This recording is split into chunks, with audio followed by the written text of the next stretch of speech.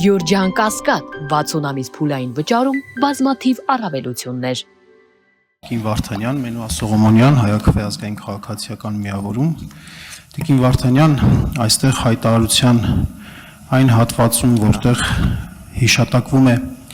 ԵԽԽՎ բանաձևը եւ հղում է արվում այլ ակտերի, որոնք վերաբերում են մարդու իրավունքներին եւ քաղբանտարկյալների կարգավիճակներին։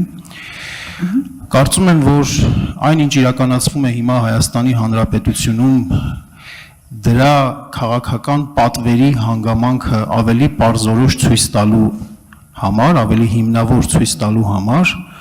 անհրաժեշտ է մի փոքր միտք, մեկ պարբերություն գուցե կամ երկու նախադասություն տեղ գտնի նաև անմեղության կանխավարկածի խախտման զանգվածային դեպքերի կապակցությամբ, հղում անելով մարդու իրավունքների եվրոպական կոնվենցիայի այն դրույթին, որը որ անմեղության կանխավարկածի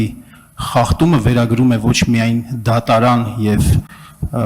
ամբաստանյալ ազատազրկվող հարաբերություններին, այլ նաև նրան, որ անմեղության կանխավարկածը խախտվում է, երբ որ պետական բարձրագույն պաշտոնյաներն են դա անում, մասնավորապես սրբազան շարժման մասնակիցների կապակցությամբ այդ կանխավարկածը խախտել է 4 նախարար, 22 падգամավոր եւ 1 վարչապետ, տերորիստ, ահաբեկիչ եւ այլ այդպիսի ձևակերպումներ անելով։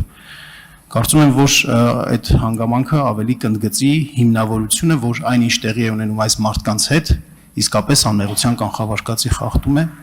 Շնորհակալ եմ։ Ես կարծում եմ, այո, անմեղության կանխավարկածի վերաբերյալ նկատառումը եւս կընդգրկենք այս հայտարարության մեջ, որովհետեւ ճիշտ եք,